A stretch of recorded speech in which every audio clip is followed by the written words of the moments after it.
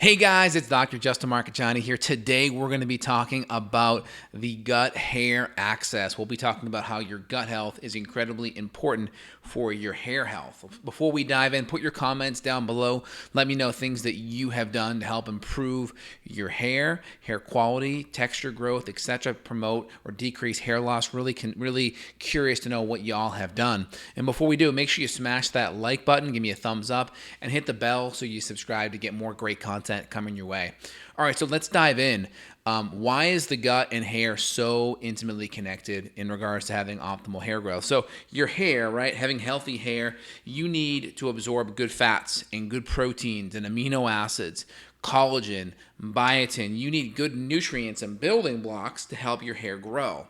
So if we have a bottleneck issue with being able to digest and assimilate these really important fats and proteins and minerals and cholesterol compounds, that's going to have a major impact on those building blocks, helping to provide the raw material for healthy hair to grow. Now, of course, thyroid hormone does play an instrumental role. Inflammation plays a big role. Inflammation does decrease blood flow and vascularity to areas, so we need good blood flow to the hair. Low thyroid could potentially affect that. Increased levels of DHT, high levels of insulin resistance, and inflammation. So, of course, these are peripheral factors that can affect blood flow and healthy hair growth. And, of course, all of those issues, whether it's high levels of insulin from excessive carbohydrate and refined processed food, those same things over here on the insulin resistance side can also affect the gut and create inflammation in the gut and increase gut permeability. Increased gut permeability increases chance of autoimmunity. And guess what one of the most popular autoimmune conditions is?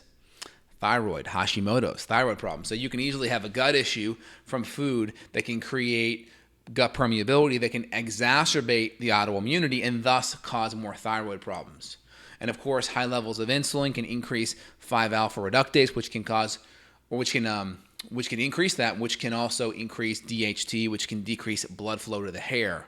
So these are all important variables. Of course, women as they go into menopause, healthy levels of estrogen and progesterone are important for hair growth, hair quality, skin. If your skin has that crepiness to it, that can definitely, that elasticity issue, that's going to be from collagen and building blocks that are not in optimal levels. So we have some of the major hormone issues.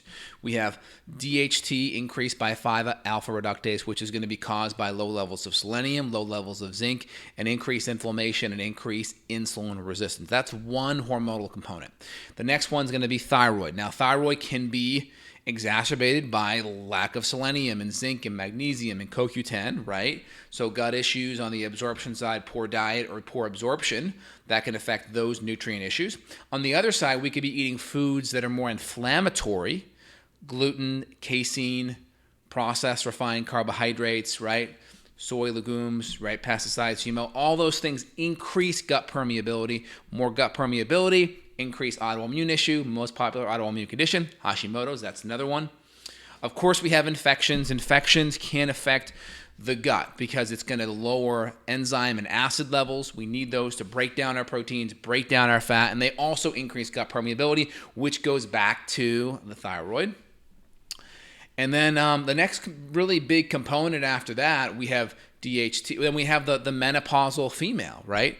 We have the lower progesterone, lower estrogen, and I see lots of women with lower progesterone that are still at cycling age that have a lot of bad PMS. So a lot of the hormonal issues, especially peri and menopausal, of course, and then you can still have hormonal issues while you're cycling and have aberrations in your cycle. So those hormonal issues can easily affect hair and skin, and of course, they also tend to trickle down to mood as well. So these are all important connections.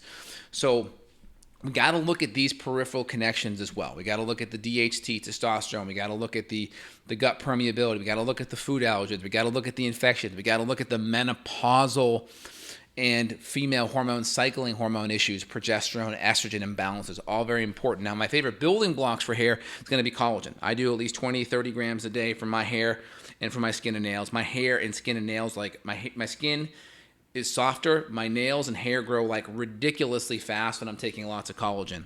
Of course, getting adequate levels of zinc and selenium, maybe 20 or 30 milligrams of supplemental zinc a day on top of really good whole food paleo template. The next would be, good zinc, 30 milligrams, selenium, 200 micrograms a day. really good output there. Collagen, you can also do things like silica. Things that are higher in silica can be helpful. Bigger, like horse, I think it's horsetails are a really big one. DE's a really big one. You can also do your fat-soluble vitamins. A, D, E, and K are going to be very beneficial. And then also modulating cortisol and stress. So you can do things like natural liposomal curcumin, ashwagandha, things that really calm down and balance cortisol levels, because cortisol is very catabolic. So when cortisol is out of balance, it can break down connective tissue, tendons, ligaments. It can exacerbate wrinkles, right? When you're having a breakdown of connective tissue, it can affect the hair too. Now, you got to look at the cortisol and say, well, am I taking these supplements?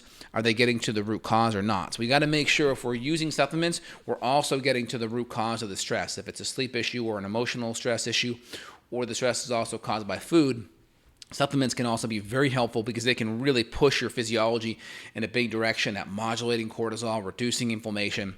But we are going to also add in digestive support and add in more collagen, more fat-soluble vitamins, A, D, E, and K, cod liver oil. These are all going to be big building blocks, supports, extra zinc, oysters, seafood, all really good building blocks to help grow amazing, high-quality hair. I hope that helps, guys. This is Dr. J here signing out. If you want to work with myself and my colleagues worldwide, we are available. Click down the link below to schedule with us. Also, this is a live chat. Not a lot of docs do live chats like this, so I'm on the spot. So really excited to answer your questions here next. So we'll try to keep it pertinent to the topic. Let's dive in, y'all. All right.